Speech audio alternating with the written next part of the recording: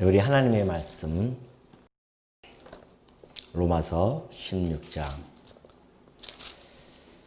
17절 말씀 보시겠습니다.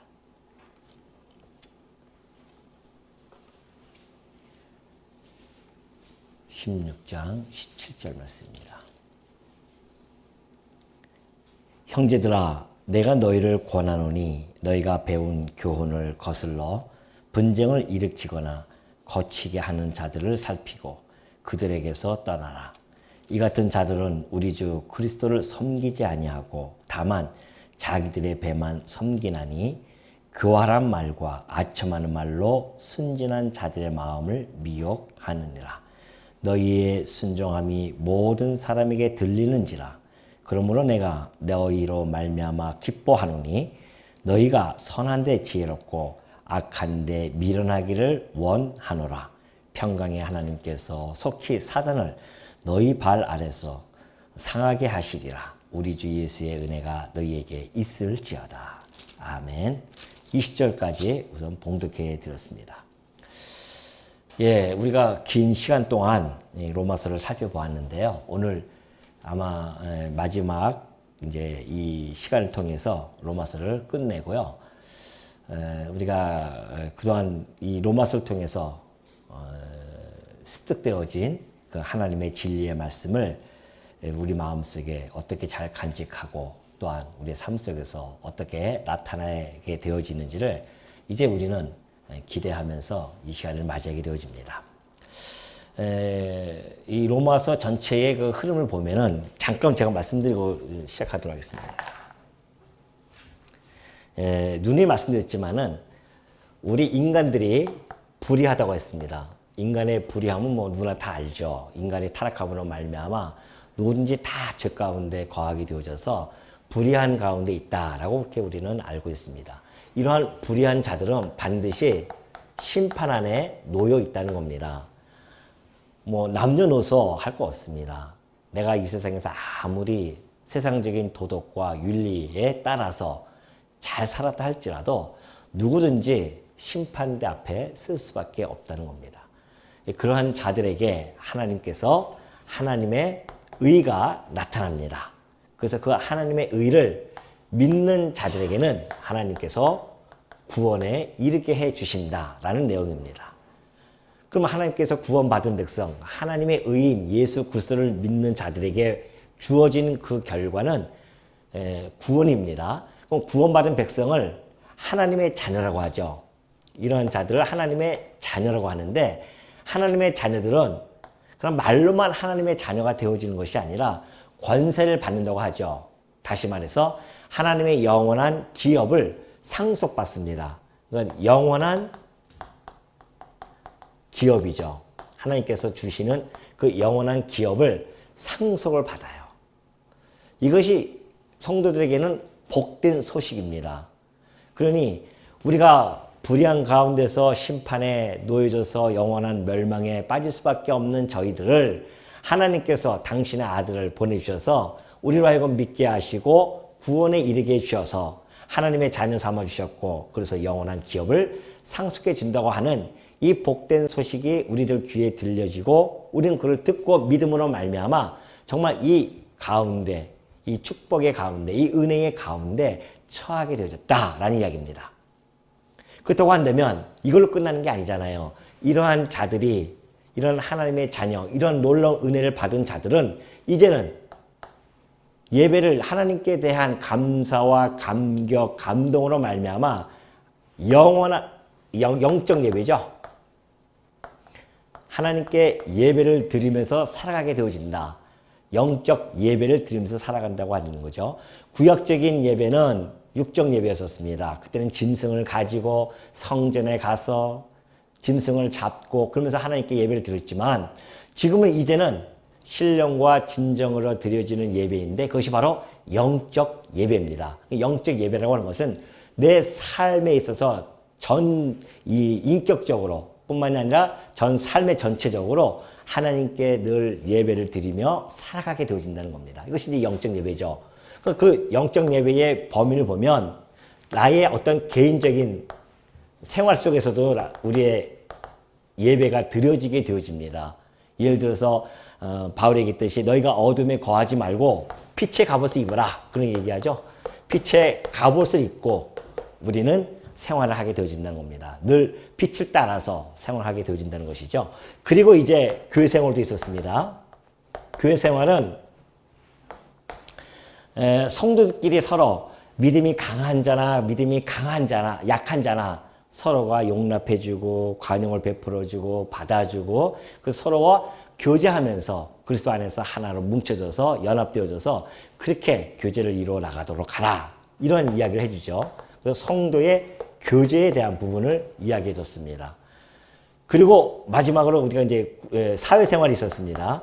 사회생활은 국가에 대해서 우리가 어떻게 할 것인가, 국가에 대해서는 우리가 복종하고 그 국가의 권력도 하나님께서 세워주셨으니 그 하나님께 복종하는 마음으로 이 국가의 권력도 복종할 뿐만이 아니라 이웃에 대해서는 사랑을 하면서 우리의 이 복된 자녀, 이 복음을 그들에게 전파하는 그러한 생활을 하라는 것이 바울의 권면이었습니다. 그러니 하나님께 이런 놀라운 은혜를 받은 자들은 이러한 내 개인적인 생활뿐만이 아니라 교회에 와서도 그렇고 사회적인 직장 생활도 그렇고요. 이 모든 생활 속에서 영적인 예배를 드려지는 것. 이것이 바로 성도의 하나님의 자녀가 생활하는 삶의 모습이다. 이것을 지금 잘 밝혀주고 있죠. 물론 지금 우리가 살펴보는 문안도 이 안에 포함되어 있습니다. 성도의 교제죠. 교회 생활 속에서 너희가 성도끼리 서로 문안해 주어라. 내가 그들에게 문안하고 싶지만은 지금은 내가 가지 못한다. 그러니 내 대신 그 로마에 있는 성도들에게 좀 문안을 해줘라 하면서 이름을 하나하나씩 대주면서 문안을 요청했었습니다. 그리고 나서 이제 우리가 17절에 여기까지 우리가 지난 시간에 공부했었고요. 이제 17절에 나타나는 내용입니다. 마지막 이제 마무리를 짓는 중이죠. 자, 오늘 우리가 이야기하는 것은 자, 너희들이 성도의 이 교제도 매우 중요하지만 그죠? 이 문안을 통해서 성도의 교제도 중요하지만 그러나 교회에서 또 중요한 한 부분이 있습니다. 그것이 이 진리, 이 복된 이 말씀, 이거 진리를 아닙니까? 이게 진리란 말입니다.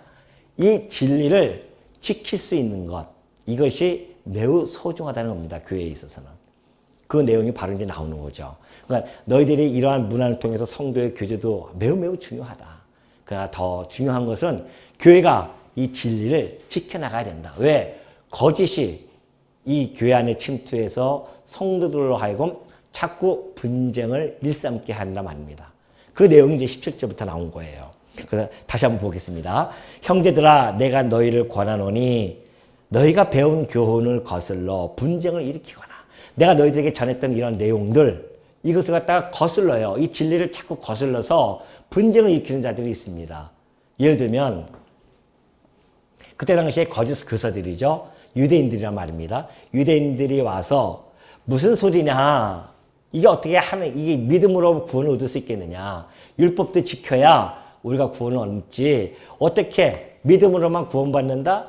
그건 우리 이 땅에서 통속적으로 생각했을 때 도저히 용납할 수 없다는 겁니다. 우리가 열심히 행함으로 통해서 구원을 받는 것이지 어떻게 단지 믿음으로 구원받느냐 말이죠. 그렇게 믿음이라는 것이 쉬운 것인지 아니냐, 구원이라고 하는 것이 쉬운 것인지 아니냐, 그런 이야기입니다. 그러니까 이 진리를 거스려서 계속해서 교회에 와서 이야기하다 보니 교회가 그러면 그들의 말을 듣는 자들도 있을 거 아닙니까? 믿음이 연약한 자들, 아직 어린 사람들은 그럴 수도 있겠네. 내가 아무리 생각해봐도 나도 이상해. 어떻게 하나 믿는다고 해서 구원을 받느냐 말이죠. 여러분 이것은 그때뿐만이 아니에요. 지금도 여전히 유효합니다. 많은 사람하고 대화를 나눠보십시오. 이 이야기를 하면은 잘 안 믿어지잖아요. 아이고, 무슨, 우리가 뭘 해야 되지. 어떻게 우리가 그런 믿음만 가지고서는 구원을 얻겠느냐. 이런 이야기들을 안 믿는 사람들은 물론이거든요. 믿는 사람조차도 그런 이야기를 하는 경우가 왕왕 있습니다. 그러니 우리가 이 진리, 교회 안에 이런 거짓 교사들이 들어와서 이야기할 때에 로마에 있는 교회들도 그런 자들이 있었단 말입니다. 그래서 지금 바울은 높아심에 의해서 다시 한번 그들에게 경계할 수 있도록 이야기해주고 있는 것이죠. 너희 배운 교훈을 거슬러 분쟁을 일으키거나 거치게 하는 자들을 살피고 그들에게서 떠나라. 그런 이야기를 하게 되어지죠. 자, 이 율법과 복음을 갖다가 혼합해서 전하는 자들이 분명히 있었고요. 지금도 뭐 여전히 있잖아요. 지금도 뭐 어느 교회는, 어느 교단은 이단으로 정지되어지지만은 그들이 하는 이야기는 율법을 지금도 지켜야 된다는 겁니다. 유월절도 지켜야 되고, 그래서 이 안식일도 지켜야 되고, 그런 이야기를 하는 자들이 너무 많아요. 그렇게 혼합해서 가르치는 자들, 그래서 이 복음 진리를 곡해하는 자들이 너무 많다는 것이죠. 이러한 자들, 그래서 이 진리와 거슬러서 이야기하는 자들, 이런 자들을 어떻게 해라? 살펴야 된다는 겁니다. 여러분, 그런 것들이 한번 교회에 일어나면은 참 힘듭니다. 교회 와서, 그러니까 여러분 신천지 같은 경우는 그걸 뭐라고 합니까? 파수꾼이라고 합니까? 뭐라고 합니까? 뭐 침투해 와가지고서는 아무도 몰라요. 신천지인지. 그래서 뭐 어느 정도 뭐 장기간 동안에 열심히 교회 봉사해가지고서는 직분자가 되면은 그때부터 서서히 본색이 드러나가지고서는 사람들, 자기 식구들을 하나씩 데려오게 하고 세력을 얻고 그래서 교회를 분쟁을 일으키고 그래서 교회가 결국은 부딪혀서 나눠지게 되어지고 그 목회자는 쫓아내고 그래서 자기가 원하는 목회자, 거기 신천지 목회자들 데리고 와서 완전히 뒤집어 버리는 그런 일들이 비일비재합니다. 그래도 우리 이 교회는 타켓이 안 돼서 다행이지 타켓이 됐으면 몰라요 지금. 오래전에 들어와서 했을지 모르죠. 그들은 아무리 우리가 진리를 얘기해도 받아들이지 않습니다. 이미 곡해되어진 진리가 이 안에 들어와 있기 때문에 뭔 얘기해도 받아들이지 않아요. 그러니 이 교회를 지켜나가는 것도 하나님의 은혜가 아니고서야 어떻게 교회가 지켜나가겠습니까? 그래서 바울도 일찍이 그런 이야기를 한 적이 있습니다. 아니, 바울이 아니라 야고보 사도가 그런 이야기해요. 야고보 3장 14절에 보면은 그런 이야기합니다. 진리를 거슬러 거짓말 하지 말라 그래요. 그러니까 자, 진리가 있어요. 진리가 있고 그다음에 이걸 거스른다. 진리를 거스르는 걸 뭐라고 합니까? 진리를 거스르는 것을 우리는 거짓이라고 할 수 있죠. 거짓입니다. 근데 이 진리는 하늘로부터 왔다 그래요. 하늘로부터 내려온 지혜다. 그런 이야기합니다. 지혜. 하늘로부터 내려온 지혜다. 그렇게 얘기하고요. 이 거짓은 땅 위에 있는 지혜다. 그런 이야기합니다. 그러니까 이 진리는 예수 그리스도 아닙니까? 예수 그리스도께서 이 땅에 복음을 가지고 오셨는데 그게 하늘로부터 온 지혜죠. 그러나 이 진리를 거스르는 자들은 바로 땅에 있는 지혜로 이야기하는데 이거는 곧 사단의 것입니다. 사단의 것. 이거는 일찍이 야고보 사도가 한 이야기입니다. 야고보서 3장 15절 보면 그래요. 이러한 지혜는 위로부터 내려온 것이 아니요 땅 위의 것이요 정욕의 것이요 귀신의 것이다. 그런 이야기합니다. 어떠한 지혜? 바로 진리를 거스리는 것들, 이 거짓 것들, 이 지혜, 이것도 지혜라고 이야기하는데 그거는 땅 위의 지혜입니다. 그래서 이것은 사단이 주장하는 거죠. 그러니까 이 진리인 예수 그리스도를 거스리는 모든 것들은요, 아무리 출중한 논리와 그리고 뛰어난 학문을 가지고 있는 철학이라 할지라도 어떻게 보면 그것이 하나의 초등학문일 수도 있고 뿐만이 아니라 사단의 것이라 봅니다. 왜? 진리를 거스리니까. 예수 그리스도를 거스리는 모든 것들은 다 사단의 것이란 말이죠. 그러니 이 진리를 지금 거스리는 자들, 그러니까 이 야고보 사도도 그렇고 이 바울도 지금 똑같은 이야기를 하는 거죠. 진리를 거스리는 자들, 이러한 자들은 너희들이 꼭 살피고 그들에게서 떠나야 한다. 그런 이야기를 합니다. 그 바로 교회가 해야 할 일입니다. 이 당회죠. 당회가 왜 세워집니까? 당회가 할 일은 혹시 이 교회에 이런 이단자들이 침투해서 교회를 분쟁시키고 교회를 갖다가 힘들게 하지 않을까를 늘 우리 당회에서는 살펴봐야 됩니다. 그래서 혹시 다른 이단적인 이야기를 하는 자들이 있으면 그들을 갖다가 한두 번 설득을 시키고 그것이 안 된다 하면은 내보내야 돼요. 그것이 바로 당회가 해야 할 일이죠. 그래서 성도의 신앙들을 우리가 총찰하는 것, 이것이 바로 당회가 할 일이다. 성도, 우리 장로님들하고 저는 늘 노심초사 우리 성도님들을 위해 기도할 뿐만이 아니라 혹시 성도님들이 다른 이단 사상을 지금 빠져 있지는 않는지 늘 살펴봐야 되고, 그래서 권면도 해야 되고, 그들을 진리 가운데로 인도해야 할 그 의무와 책무가 바로 이 당회에 있다는 것을 우리는 알게 되어지죠. 그래서 교회가 만약에 그런 걸 이들이 살피고 그들에게서 떠나라, 아니면 그들 내쫓는 거죠. 내쫓아라, 그런 이야기를 하는 겁니다.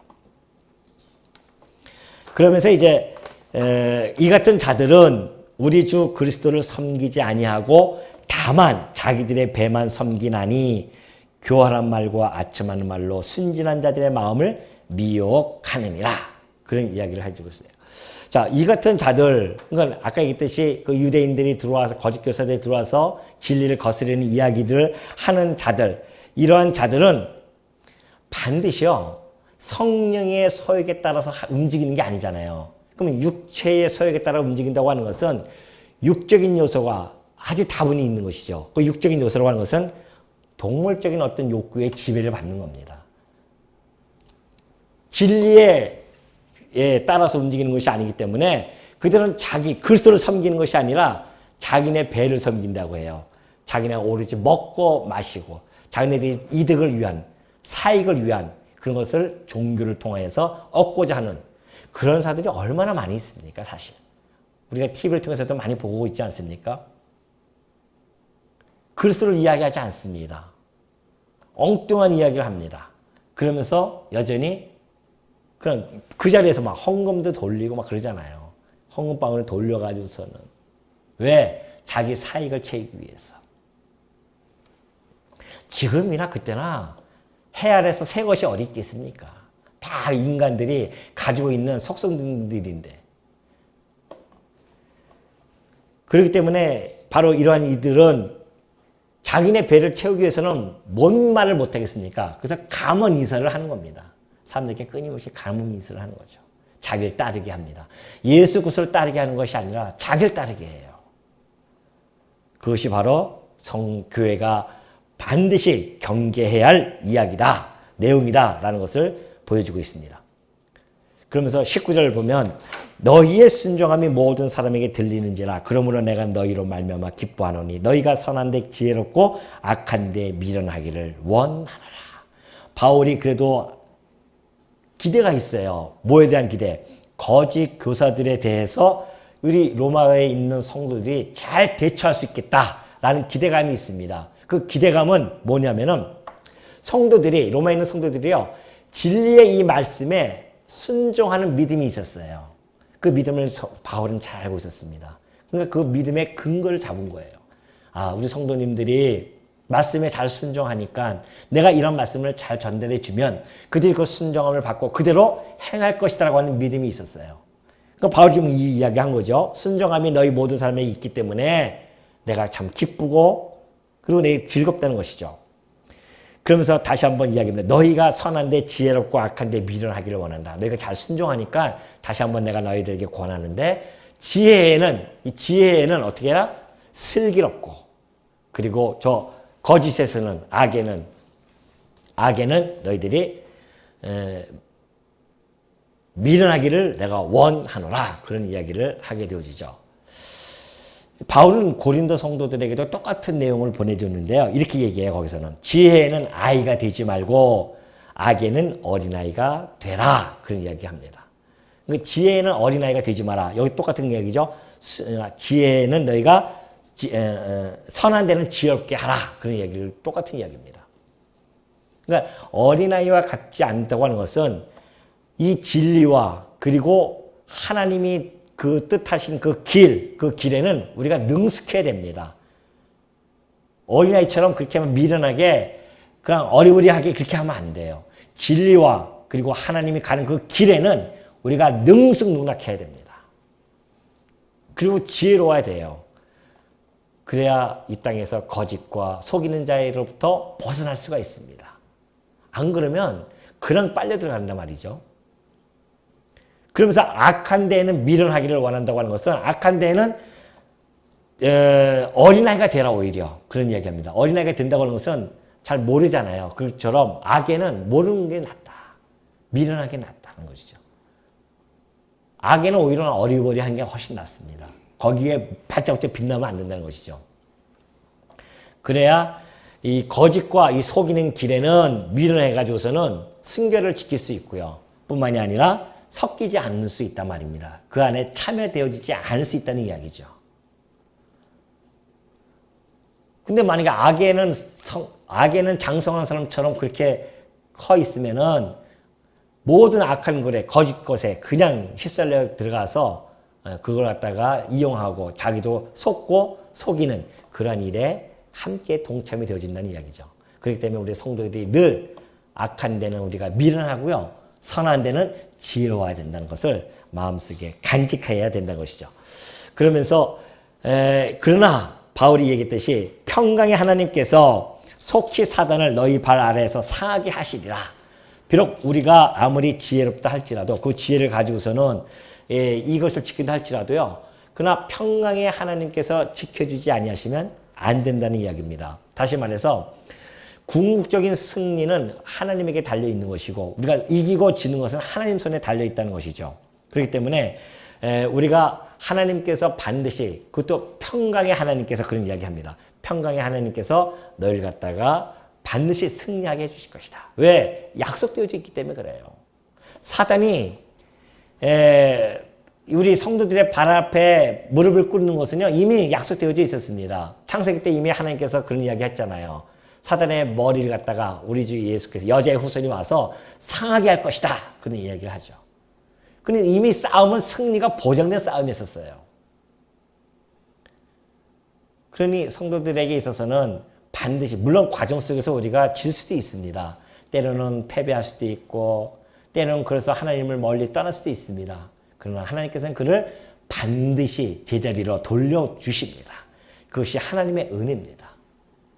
그래서 하나님께서는 다시 돌려줘서 우리로 하여금 은혜를 깨닫게 하시고 다시 승리의 길로 인도해 주시는 그 하나님의 자비하심이 성도들에게는 주어져 있기 때문에 바울도 그것을 믿고서는 사단을 갖다가 하나님께서 반드시 너희들에게 속히 해주실 것이다. 이것은 궁극적인 승리뿐만이 아니라 과정 속에서도 승리가 되어질 것을 하나하나 이야기해주고 있죠. 그러니까 성도가 믿는 것 오로지 하나는 그겁니다. 평강의 하나님께서 우리를 이기게 해줄 것이다. 그 하나님 믿고 우리는 살아가는 겁니다. 그러니까 바울이어서 그냥 하나님도 아니고요. 평강의 하나님 그렇게 이야기합니다. 평강. 승리케 해줘서 우리에게 평강을 주시는 그 하나님께서 우리로 하여금 반드시 이기게 해줄 것이다. 그런 이야기하기죠. 그러니까 우리가 하나님께서 우리를 넉넉히 이기고도 남음이 있게 해주시기 때문에 두려워하지 말라. 바울이 지금 그렇게 권면을 하는 겁니다. 우리의 힘과 우리의 지혜로는 도저히 할 수는 없습니다. 그래서 우리에게 성령을 보내주신 거죠. 성령을 통해서 승리할 수 있도록 하나님께서 그러한 은총을 베풀어 주신 것이다 라는 것을 알게 되어집니다. 그래서 우리 주 예수의 은혜가 너희에게 있을지어다. 다시 한번 축원을 해주게 되어집니다. 왜? 반드시 예수 그리스도를 통하여 승리하게 되어질 것이니까 그 은혜가 너희에게 있기를 원한다 라고 축원해 줍니다. 그러면서 이제 21절에 보면 나의 동역자 디모데와 나의 친척 누기오와 야손과 소시바도가 너희에게 문안하느니라. 21절과 23절까지는요. 앞에 있는 문안은 바울과 이 일행들이 로마에 있는 성도들에게 문안 좀 해달라. 우리가 그렇게 문안하고 싶은데 가지를 못하니까 너희들이 대신 좀 문안 좀 해달라라는 이야기고요. 그러니까 수신처에 있는 성도들에게 문안을 전달해 준 거고 이제 여기서의 문안은 발신처에 있는 자들이 문안을 하는 겁니다. 고린도에서 지금 이 로마서를 썼기 때문에 고린도에 있는 주변에 있는 성도들이 너희들에게 지금 문안한다. 하나하나 일러주죠. 먼저 나의 동역자 디모데라고 이야기하죠.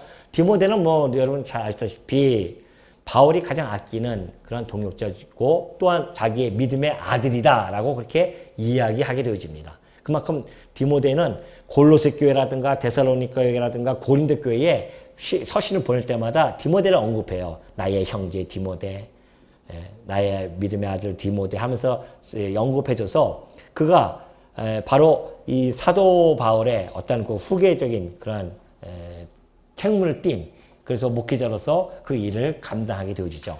그만큼 믿었던 그 디모데였습니다. 그 디모데가 너희들에게 문안한다. 또 나의 친척 누기오도 너에게 문안한다. 누기오는 안디옥 교회, 바울이 처음에 갔을 때 안디옥 교회에서 이제 파송을 받잖아요. 선교 그 활동을 할 때. 그때 성도 중에 누기오라는 성도가 있었거든요. 아마 그 성도가 아닐까 이렇게 보고 있고요. 또 하나는 야손은 뭐 여러분이 잘 아시다시피 데살로니가에 가서 바울이 복음을 전할 때에 놀라운 역사가 벌어집니다. 그래서 구약을 풀어서 예수가 그리스도심을 증거하기 시작하니까 적잖은 많은 사람들 헬라인들이 거기에 감동을 해가지고서는 또 귀부인들도 많이 들어옵니다. 교회 안에. 그러니까 유대인들이 얼마나 시기가 나겠어요. 그래서는 불량배들을 갖다가 포섭해가지고서는 바울을 잡으러 쫓아다닙니다. 바울이 이미 피했죠. 그러니까 바울이 그 야손 집에 있었는데 그 대신 야손을 끌고 가서 곤욕을 치르게 되어집니다. 결국은 야손이 보석금을 내고 풀려나게 되어지는 사건이 벌어지는데 그때의 그 야손, 데살로니가의 교회에 있던 야손이 지금 이 고린도에 함께 있었던 것 같아요. 그래서 이 야손도 너희들에게 문안한다. 그리고 소시바도가 너희에게 또 문안한다. 소시바도도 마찬가지죠. 소시바도는 이제 예루살렘 교회에 바울이 연보를 가지고 갈 때 같이 동행했던 그러한 형제였습니다. 그래서 그 사람도 너희에게 문안한다. 이야기해주고 22절을 보면 이 편지를 기록하는 나 더디오도 주 안에서 너희에게 문안하노라. 참 이거 보면 바울이 얼마나 세심한 줄 잘 알고 수 있겠죠. 더디오가 로마서를 대필한 자였었어요. 바울이 이야기하면 로마서를 다 대필합니다. 그때에 바울이 더디오여 네 이름도 넣어줘라. 그러니 네 나라. 네가 같이 지금 대필하고 있으니까 이 대표는 너도 가서 문안을 좀 전해라. 했으니까 이 편지를 기록하는 나 더디오도 너에게 문안한다. 그렇게 편지를 쓴 거죠. 또 나와 온 교회를 돌보아주는 가이오도 너에게 문안하고 이 성의 재무관 에라스도와 형제 구아도도 너에게 문안하느니라. 이 가이오는요. 바울과 그 고린도 교회를 돌봐주는 자였었어요. 그러니까 이 가이오가 어느 정도 좀 물질적으로 좀 있었던 것 같아요. 그러니까는 그 교회를 돌보아 줄 뿐만이 아니라 바울의 선교를 돕는 자였었습니다. 그러니까 그러한 자가 지금 너희들에게 문안을 하게 되어진다. 그런 이야기죠. 이 가이오는 여러분 아시다시피 빌레몬서에 나타나지 않습니까? 빌레몬서에 이렇게 빌레몬서라고 하는 걸 편지 보낼 때에 이 가이오 이름이 나오잖아요. 너희에게 문안하고 이 성의 재무관, 그 고린도 성의 재무관은 그 재정을 담당한 자였었습니다. 그 공무원이죠. 그 공무원 그 에라스도도 형제 문안하고 또 그의 형제 구아도도 너희에게 문안하느니라. 그렇게 편지를 통해서 지금 이쪽 발신을 하고 있는 이 고린도 지역에 있는 성도들도 너희들에게 문안한다라고 이렇게 이야기하죠. 그러니까 제가 먼저 말씀드렸지만은 성도 간에 문안을 한다고 하는 것이 얼마나 아름답습니까? 다윗은 일찍이 성도가 서로 연합하여 동거하는 것이 어찌 그리 선하고 아름다운고라고 시편을 통해서 그렇게 고백한 바가 있습니다. 성도와 성도가 서로 연합해서 동거한다고 하는 것은 함께 같은 생각을 가지고 함께 아는 것과 믿는 것이 같아지니까 그것이 연합하여 동거하는 거 아니겠어요? 그래서 서로가 문안해주고 염려해주고 걱정해주고 그리고 혹시 교회에 오늘 안 나오신 분이 있으면 여러분들이 문안해주고 왜 오늘 어떤 일이 있었는지를 좀 우리 구역장님들은 또 그런 또 한 번씩 살펴보는 것도 매우 필요한 거죠. 그래서 살펴보고 그래서 우리 성도님들이 각자 서로가 문안함으로 말미암아 소원해지면은 힘들어요. 성도가 교회를 떠날 때에 그런 경우가 많이 있습니다. 교회에서 소원해가지고서는 성도끼리 소원해지고 또는 교회 안에 성도와 성도 간에 그리스도 안에서 같이 교제를 나누면서 끈끈하게 그리스도의 피로 맺어졌는데 이것이 활동 있게 활발하게 움직이지 아니했을 때는 반드시 또 문제가 발생해 줍니다. 그러니까 그렇게 어려움을 겪고 있는 우리 주변의 형제들이 자매들이 있으면 성도님들이 있으면 잡아줄 수 있는 분이 있어야 되거든요, 옆에서요. 반드시 잡아줄 수 있는 분이 있어야 됩니다. 여러분들이 꼭 그런 잘 살피셔가지고서는 혹시 지금 혼자 외롭게 동떨어져서 있고 계시는 분은 있지 않는가. 이런 부분들을 여러분이 세세히 살피셔가지고서는 정말 혹시 그분이 지금 얼마나 힘든 상황입니까? 우리가 늘 대면해서 이렇게 같이 교제도 나누고 이래야 되는데 한 번 안 보고 두 번 안 보고 벌써 오랫동안 안 봤잖아요. 그런 지체들은 자기도 모르게 그냥 점점 소원해지거든요. 그때 옆에서 누가 붙잡아줘야 된단 말입니다. 계속 연락해주고 같이 이야기를 해주고 지금의 이 상황에 어떻게 우리가 극복해야 되는지 말씀으로 위로해주고 격려해주고 그런 일들을 해야 되겠죠. 우리 직분자들은 특히 장로님들이나 우리 구역장님들이라든가 그리고 남자 여자 우리 전도회 임원들 이런 분들은 끊임없이 그런 교제를 통해서 문화를 통해서 교제가 이루어져야 됩니다. 어차피 지금은 잘 못 보니까 뭐 SNS라든가 아니면 전화로도 그렇게 문화를 해서 성도들을 붙잡아 줘야 되는 것 매우 중요합니다. 지금 사실 이게 위기거든요.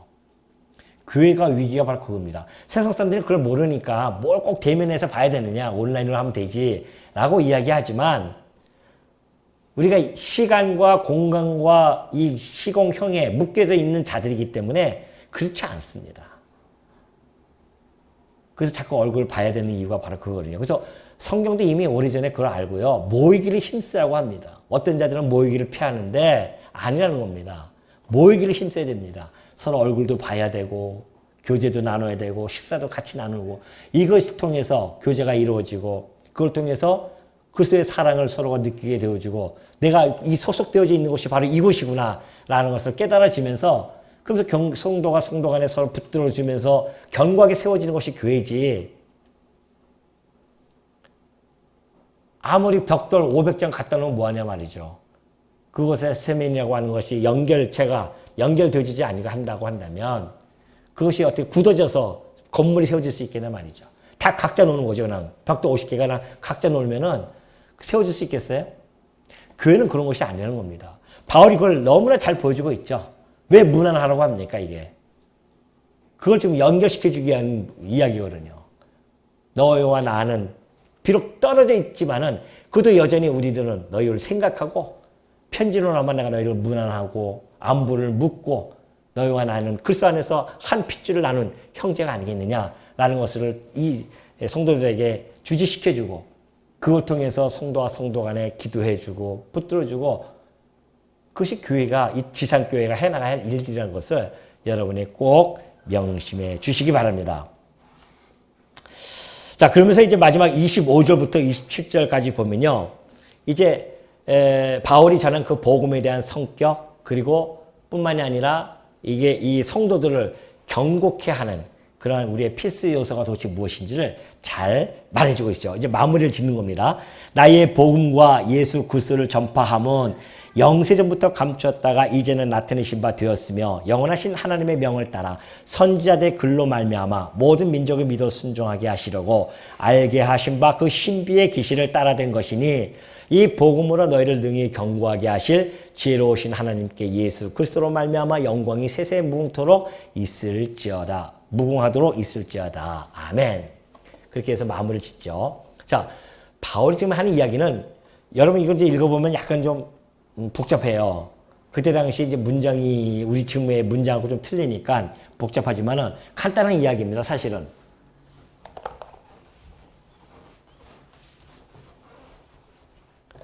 우리가 눈이 잘 아는 그런 내용이죠. 자, 하나님께서 영원한 비밀이 있었어요. 감췄던 비밀이 있습니다. 그걸 뭐라고 하냐면 작정이라고 합니다. 하나님께서 영원 안에서 감춰졌던 비밀이 있었습니다. 신비에게 신이 가지고 있던 비밀이 있었습니다. 인간은 알 수가 없어요. 왜? 하나님의 관념 속에서 이 작정이 되어져 있기 때문에 계획이 되어져 있고 이것을 우리는 뜻이라고도 이야기하죠. 뜻이 있단 말입니다. 이걸 하나님께서는 구약을 통해서 언약을 해줍니다. 언약을 해주는데 한꺼번에 딱 한 번 끝나는 것이 아니라 계시의 역사성을 점진적으로 해요. 점진적으로. 예를 들어서 뭐 창세기 3장 15절에 있던 그 말씀처럼 여자의 후손이 사단의 후손을 갖다가 사단을 갖다가 머리를 행할 것이다. 이런 이야기에서부터 시작해서 점진적으로 계시 준단 말입니다. 그래서 언약을 해주고 또 언약해주고 언약 계속 해주면서 점진적으로 우리들에게 계시해줘요. 그래서 그런 역사 속에서 계속 해주기 때문에 이걸 우리는 계시적 역사성이라고 그렇게 얘기합니다. 점진적인 계시적 역사성을 우리들에게 보여주고 있어요. 그 역사, 이 계시적인 역사성뿐만이 아니라 그걸 통해서 하나의 통일성을 보여준단 말입니다. 뭐에 대한? 예수 그리스도에 대한 통일성을 보여줘요. 그러니까 율법도 다 그렇고요. 역사서도 그렇고 시서도 그렇고 선지서도 다 점진적으로 보여주는데 그 모든 것들이 다 누구를? 예수 그리스도를 약속해 준단 말입니다. 이런 통일성을 가지고 있는 것이죠. 그것이 바로 지금 다 드러났다. 내가 이 드러난 사실을 바로 이건데 이걸 내가 너희들에게 들려줬다. 그런 이야기예요, 지금. 내가 전한 복음. 그리고 예수 그리스도를 통하여서 그러죠. 예수 그리스도로 전파함은 영세전부터 감췄다가 이때부터 감췄다가 이제 나타나셨단 말입니다. 근데 그것이 바로 선지자들의 글로 우리들에게 순종하게 하려고 이미 약속해 주셨고 그리고 이것을 성취해 주셨다. 이것이 복된 소식이었다는 것이죠. 그러니 그 복음, 그 복된 소식을 그래요. 바울이 맨 처음에요. 로마서 1장 2절 볼까요? 1장 2절에 보면 앞에서 서론적으로 한 이야기가 있습니다. 그것이 이 복음은 하나님이 선지자들을 통하여 그의 아들에 관하여 성경에 미리 약속하신 것이라 그래요. 이 복음은 하나님께서 선지자를 통하여 미리 알려줘 가지고서는 기록한 것이다. 그런 이야기를 했습니다. 그러면서 이제부터 내가 복음을 이야기할게. 그리고 이것을 이야기한 거예요. 1장부터 쫙 펼쳐서 이야기했단 말입니다. 그리고 마지막 결론에 가서 또 이야기하잖아요, 지금. 이 복음이 내가 이렇게 지금까지 전했던 이 복음은 내가 서론에 너희들에게 그렇게 이야기했던 것처럼 마지막 결론에도 이 복음이 바로 그런 복음이었다라고서 이야기를 해줌으로 말미암아 로마서 1장부터 시작해서 마지막 16장의 모든 내용이 하나의 통일성을 내가 논리적인 통일성을 가지고 있을 뿐만이 아니라 이것처럼 명확한 것이 어디 있겠느냐. 명쾌하고 확실하다 그런 뜻이죠. 이 복음이라고 하는 것이.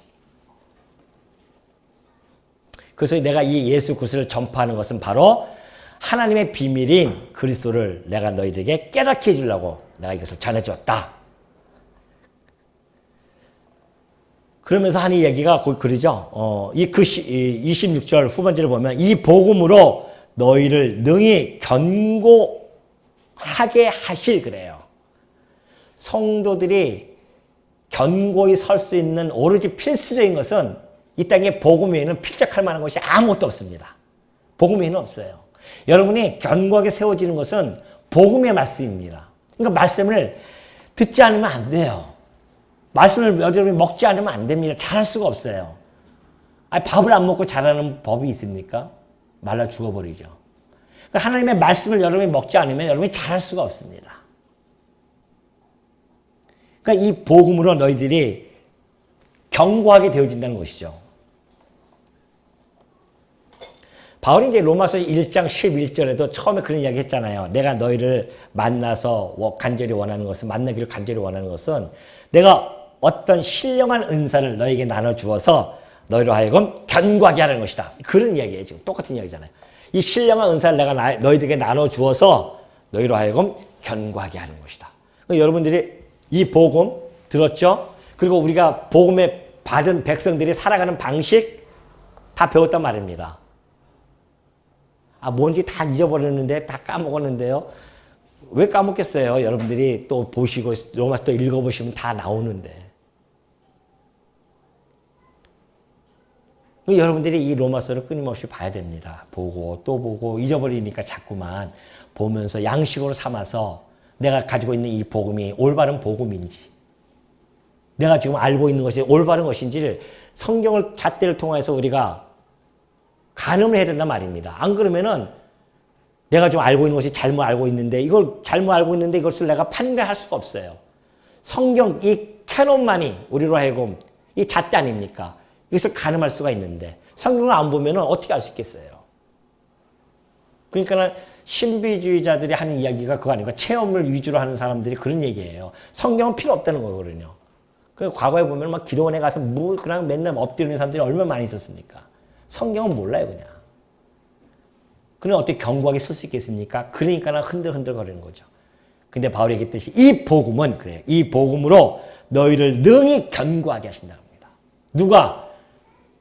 지혜로우신 하나님께서. 이 지혜로우신 하나님의 작정, 뜻, 이게 다 지혜입니다. 이제 나중에 요한복음 들어가면 제가 말씀드리겠지만은 이 지혜예요, 지혜 이게. 하나님이 지혜란 말입니다. 지혜로우신 하나님이에요. 이 세상의 모든 것을 작정하고 뜻대로 이루어 간다고 하는 것이 지혜 없이는 어떻게 되어질 수 있겠습니까? 그러니까 이게 하나님의 지혜죠. 이 지혜의 하나님께서, 지혜로운 하나님께서 반드시 너희를 견고케 하실 것이다. 우리가 이 복음서를 여러분, 제가 1년이 넘게 여러분 앞에서 강론을 했습니다. 그러나 이것을 먹고 자라나게 하시는 분은 하나님뿐이는 없어요. 제가 어떻게 할 수 있겠습니까? 저는 전하는 자이니까 전하는 것뿐이고 그 안에서 작동하는 것은 여러분 안에 있는 성령께서 작동하게 해가지고서는 영양분과 자양분을 삼아서 여러분을 견고하게 세워줄 것을 믿는 거죠. 저는 하나님이 하실 것이다. 각자의 믿음의 분량만큼 하나님께서 그걸 작동시킬 겁니다. 여러분 안에 성령께서 이 로마서를 통해서 더 진일보, 신앙적으로 진일보 되어진 그러한 시간이 되지 않을까 저는 믿는 거죠. 왜? 하나님이 그렇게 하실 거니까. 바울이 얘기했듯이 바울은 그냥 심어요. 아볼로는 물을 주는 자입니다. 저는 물을 주는 자였었죠. 그러나 그것을 자라나게 하시는 분은 하나님이시라고 했었습니다. 똑같은 이야기예요, 지금. 이 복음으로 너희를 능히 견고하게 하실 그 하나님. 그 지혜로우신 하나님께서 예수 그리스도로 말미암아 영광이 세세무궁토록 있을지어다. 그런 얘기를 하게 되죠. 자, 이 복음의 궁극적인 목적이 도대체 뭘까요? 우리가 이 로마서를 다 공부했습니다. 물론 우리가 이걸 통해서 견고하게 세워집니다. 그러면 견고하게 세워지면 뭐 어떻게 할까요? 그걸 아촉하다 그럴까요? 천만의 말씀입니다. 궁극적인 목적이 있습니다. 하나님께서 이 말씀을 우리에게 주신 목적이 있어요. 궁극적인 목적이 있단 말입니다. 우리는 하여금 잘 양육하고 잘 자라나게 하는 것도 과정 속에서 중요한 목적입니다. 그러나 그 목적을 통해서 이루고자 하시는 하나님의 궁극적인 목적은 바로 하나님께서 드러내신 그 영광을 계시해 줘가지고서는 성도들로 하여금 영광을 누구에게? 하나님께 돌려드리기 위해서, 찬송하기 위해서 하나님께서는 이걸 좀 진행해 가신 거란 말입니다. 이걸 다 보여주셨어요. 아, 맞습니다. 우리가 그리스도 안에 있음으로 말미암아 하나님의 자녀가 되어졌군요. 그런데 우리가 이 말씀을 먹고 이제 하나님의 이 영적 예배를 우리가 좀 드리고 있습니다. 이 모든 것들이 다 예수 그리스도로 말미암아 누가 해주신 것이다? 하나님이 하신 것이 아닙니까? 그렇다고 한다면 이 모든 영광이 이걸 통해서 드러나신 그 영광을 하나님께 돌려드리는 거죠. 이것이 우리의 삶입니다. 최종적인 목적입니다. 성도의 최종적인 목적은 영원하신 그 하나님을 찬송하는 것, 그를 경외하고 그에게 영광을 돌려드리는 것. 일찍이 다윗은 그런 시편을 통해서 이야기한 바가 있죠. 시편 22편 23절을 보면 그래요. 여호와를 두려워하는 너희여 그를 찬송할지어다. 야곱의 모든 자손이여 그에게 영광을 돌릴지어다. 너희 이스라엘 모든 자손이여 그를 경외할지어다. 성도들이 해야 할 일은 그를 경외하고 찬송하고 그에게 영광을 돌리는 것이다. 그러니 여러분 베드로도 같은 이야기 하지 않습니까? 베드로전서 4장 11절 보면 그래요. 범사의 예수 그리스도로 말미암아 모든 일에 예수 그리스도로 말미암아 여러분이 와서 오늘 예배 드리는 것도 예수 그리스도로 말미암아 올 수 있었던 것이고 여러분이 봉사하는 모든 일들도 예수 그리스도로 말미암아 봉사하는 것들이고요. 그 어떠한 것도 예수 그리스도를 떠나서는 할 수 없는 일이란 말입니다. 그 예수 그리스도로 말미암아 하나님이 영광을 받으시게 하려 합니다. 우리를 통해서. 누굴 통해서? 우리를 갖다가 예수 그리스도를 통해서. 예수 그리스도로 말미암아 하나님께 영광을 돌리고자 이 땅을 다 창조하셨고 우리를 만드셨고 피조물을 만드셔서 결국에 가서는 모든 걸 다 심판하고 종결하는 마지막 날 우리는 하나님께 이 모든 영광을 이 모든 일을 다 하나님이 하셨습니다. 당신의 지혜로 하셨습니다. 당신의 능력으로 하셨습니다. 당신의 그 빛나는 영광으로 하셨습니다. 그러니 우리가 그의 살아계심과 존재의 영광과 그 속성의 영광을 우리는 발견하게 되어지는 것이죠. 누구 통해서? 나를 통해서.